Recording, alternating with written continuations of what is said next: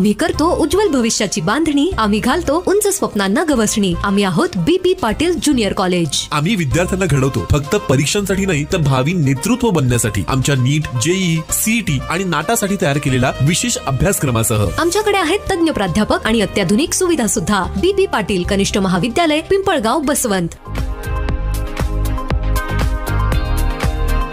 काहीतरी स्मारका स्वरूपात काहीतरी उभं राहावं। आज आपल्या हस्ते कवितेच्या दालनाचं उद्घाटन झालंय, काय आपली प्रतिक्रिया आणि हा जो उपक्रम आहे तो अजून कुठे कुठे राबवला जाणार आहे?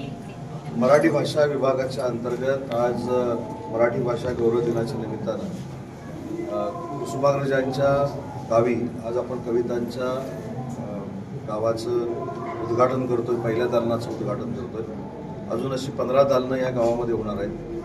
मला असं वाटतं की प्रत्येक दालनामध्ये किमान 1000 पुस्तकं असतील आणि ज्या कुसुमाग्रजांनी, तात्यासाहेबांनी या महाराष्ट्राला फार मोठं साहित्य दिलं, अनेक ग्रंथ दिले, अनेक नाटकं दिली, अनेक पुस्तकं त्यांच्या माध्यमातून मराठीला मिळाली, त्यांच्या स्मृतीला खऱ्या अर्थानं जर अभिवादन करायचं असेल तर आजचा हा महाराष्ट्र शासनानं घेतलेला निर्णय, माननीय मुख्यमंत्री देवेंद्रजी असतील, आमचे नेते एकनाथ शिंदेसाहेब असतील, अजितदादा असतील, त्यांच्या नेतृत्वाखाली आम्ही सुरू करतोय।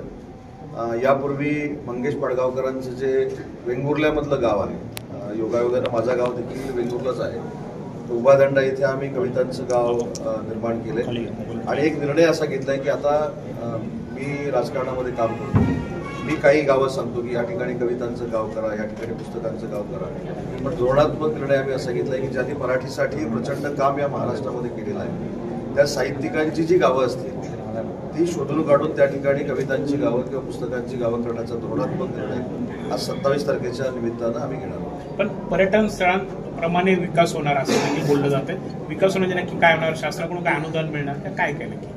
पर्यटन स्थळाप्रमाणे विकास होणार ही याच्यातली संकल्पना नाही। मला असं वाटतं की विद्यार्थ्यांमध्ये, ग्रामस्थांमध्ये, नव्या पिढीमध्ये वाचनाची संस्कृती वाढावी आणि त्यांना नक्की मराठी भाषेसाठी योगदान कुणी कुणी दिलंय हे कळावं, यासाठीचा उपक्रम आहे आणि प्रचंड पद्धतीनं प्रत्येक ठिकाणी प्रतिसाद मिळतो।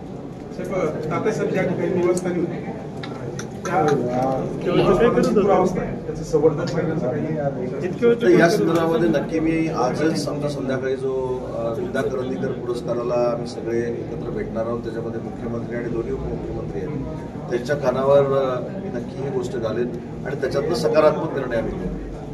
मराठीतून MA केलेल्यांना अतिरिक्त वेतनवाढ नाही अशा पद्धतीचं एक परिपत्रक ठाणे महापालिकेने काढलंय, त्या संदर्भात आपण काय माहिती घेतली आहे, काय नाही? मला असं वाटतं की तो संबंधित त्या यंत्रणेचा कदाचित घेतलेला निर्णय असेल। शेवटी शालेय शिक्षण विभाग असेल किंवा माध्यमिक शिक्षण असेल, उच्च तंत्र शिक्षण असेल, हे सेपरेट विभाग आहेत। मराठी भाषेचा विभाग चालवत असताना या ज्या ॲक्टिव्हिटी आहेत त्या ॲक्टिव्हिटींना प्रोत्साहन देण्यासाठी आम्ही काम करतो आणि ठाणे महानगरपालिकेनं असा जर निर्णय घेतला असेल त्याची माहिती। नामदेव ढसाळांच्या कवितांवर सेन्सॉर बोर्डानं आक्षेप घेतलेला आहे, त्या संदर्भात आपण काही माहिती घेतली? नाही, मी आत्ताच त्यांच्या नामदेव ढसाळांच्या जीवनावर जो चित्रपट येतोय त्यांच्या दिग्दर्शकांशी आत्ता मी बोललो, त्यांचं म्हणणं असं आहे की 1971 ते 1975 मध्ये जी काही मुवमेंट युवा क्रांतीनं त्यावेळी केलेली होती ते त्या चित्रपटामध्ये दाखवलेलं आहे आणि त्या चित्रपटामध्ये नामदेव ढसाळांच्या कविता आहे। आता सेन्सॉर बोर्डानं त्या कविता का काढून टाकल्या आहेत हे अजून मी त्यांच्याशी चर्चा केलेली नाही, पण मी त्यांच्याशी सविस्तर चर्चा करेन आणि त्यांनी कशासाठी नोटीस पाठवली, कारण त्याचा उल्लेख नोटीस असा करण्यात आलेला आहे, नोटीस कशासाठी पाठवली हे देखील विचारणा आम्ही नक्की करू। पालकमंत्री पदाबाबत दिल्लीच्या नेतृत्वाने नाशिकसाठी गिरीश महाजन यांना निश्चित केलंय, तर रायगडचं राष्ट्रवादी आणि शिवसेनेने एकत्र करून निर्णय घ्यावा असं म्हटलेलं आहे। आज मराठी भाषा गौरव दिन आहे, कुसुमाग्रजांच्या आदरांजली वाहण्याचा दिवस आहे। पालकमंत्री शिवसेनेमधनं कोण असावं हे आम्ही सगळे अधिकार माननीय एकनाथ शिंदे साहेबांना दिलेले आहेत, त्याच्यामुळे एकनाथ शिंदे साहेब जो निर्णय घेतले तो आम्हाला सगळ्यांना मान्य राहील। परंतु मला असं वाटतं की आजचा दिवस पालकमंत्री कोण होणार याच्यापेक्षा कुसुमाग्रजांना, तात्यासाहेबांना आदरांजली वाहण्याचा आहे आणि त्यांनी जे लिहून ठेवलेलं साहित्य आहे ते नाशिककरांपर्यंत पोचावं आणि नाशिकमधनं महाराष्ट्रामध्ये पोचावं, यासाठी या उद्देशानं आज कार्यक्रमाला मी उपस्थित आहे। साहेब, मराठी पाट्यांचा प्रश्न नेहमीच असतो, अनेक आंदोलन राजकीय होतात, तुम्ही सुदैवानं उद्योगमंत्री पण आहात, उद्योगांचे मात्र पाट्यांच्या मराठीबाबत कोणी बोलत नाही, तर त्या मी तुम्हाला त्याबद्दल देखील सांगतो की आज मराठी भाषेचा गौरव दिन आहे. मराठी भाषेला अभिजात भाषा हा दर्जा माननीय पंतप्रधान महोदयांनी दिलेला आहे. पुढच्या 8 ते 15 दिवसामध्ये मी पूर्ण पोलीस विभागाची एक बैठक मराठी भाषेच्या निमित्तानं सुद्धा घेणार आहे. मराठी फलक असले पाहिजेत, मराठी भाषा बोलली गेली पाहिजे आणि त्याच्यापेक्षा पुढे जाऊन एक फॅशन निर्माण झालेली आहे की मराठी भाषा बोलू नये अशी सांगणारी विकृत प्रवृत्ती काही ठिकाणी काम करते. मी सगळीच असं म्हणणार नाही, काही ठिकाणी काम करते. याचा बंदोबस्त कसा करावा यासाठी मी 8 ते 15 दिवसामध्ये एक व्यापक बैठक सगळ्या पोलीस अधीक्षकांबरोबर घेणार आहे, राज्यस्तरावरच्या पोलीस अधिकाऱ्यांबरोबर घेणार आहे आणि त्याच्यातनं नक्की तुम्हाला चांगलं घडलेलं दिसेल. राष्ट्रवादीचे आमदार अमोल मिटकरींनी आपल्या शिवसेनेच्या मंत्र्यांच्या ओएसडीवर काही लाचखोरीचे वगैरे आरोप केले, पीए आणि ओएसडीवर कुठेतरी टार्गेट केलं जाते असं दिसत आहे. कारण मागच्या सरकारमधले जे मंत्री होते अब्दुल सत्तार असेल, तानाजी सावंत यांच्यावर आरोप झाले. आता अमोल मिटकरी बोलले त्याच्यावर आम्ही काय बोलायचं? अमोल मिटकरींवर आमच्या शिवसेनेवर त्यांनी आक्षेप घेतला असेल, आमची शाखा प्रमुख किंवा विभाग प्रमुख होती, मी किंवा दादासाहेबांनी किंवा मंत्री महोदयांनी बोलावं असं नाही. अमोल मिटकरींनी फार मोठं आमच्याबद्दल बोललंय आणि आम्ही बोलून त्यांना कशाला मोठं करायचं? त्यांना जाब बनकर साहेब विचारतील, आमचे अजितदादा विचारतील, तटकरे साहेब विचारतील. जे अलायन्समध्ये आहे त्याचं भान त्यांनी ठेवावं एवढीच एक तरुण माझे सहकारी म्हणून त्यांना विनंती. स्वारगेटमध्ये काल जो काही दुर्दैवी प्रकार घडला त्याच्यातल्या आरोपीच्या व्हॉट्सअपवर शिरूरच्या आमदारांचा फोटो स्टेटसला ठेवल्याचं बघायला मिळतंय चौकशीमध्ये. कार्यकर्ता तो त्या आमदार नाही, याच्यामध्ये एक लक्षात घ्या, शिरूरच्या आमदारांचा असू दे, अन्य कोणाचा असू दे, याच्याशी पॉलिटिकलचा काही भाग येत नाही. जो माणूस आहे त्याची प्रवृत्ती ठेचली पाहिजे, विकृती ठेचून काढली पाहिजे, या मताचे शासनातले आम्ही आहोत.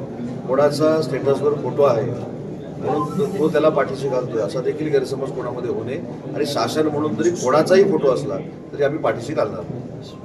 महिलांची सुरक्षा या निमित्तानं ऐरणीवर आली आहे. एसटी बस स्थानकांमधली मागे शाळांच्या बाबतीत झालेला होता हा प्रकार औद्योगिक वसाहतींमध्ये सुद्धा घडू शकतो, कारण की बऱ्याच महिला त्या ठिकाणी काम करत असतात. नाही, आजच्या प्रसंगानं किंवा कालच्या प्रसंगानं एक वेगळ्या सूचना सगळ्याच मंत्रालयाला तशा मिळालेल्या आहेत आणि म्हणून आपण सांगितलेली वस्तुस्थिती खरी आहे की MIDC मध्ये देखील कशा पद्धतीनं महिलांचं संरक्षण करून ते सुरक्षित राहतील आणि ही विकृती फोफावणार नाही यासाठी देखील आम्ही प्रयत्न करू. पुण्याच्या या घटनेनंतर शक्ती कायद्याची पुन्हा चर्चा होऊ लागलेली आहे. संजय राऊत म्हणतात हा कायदा येऊ नये म्हणून कोणी फिक्सर बसलेत का असं देखील त्यांनी म्हटलं.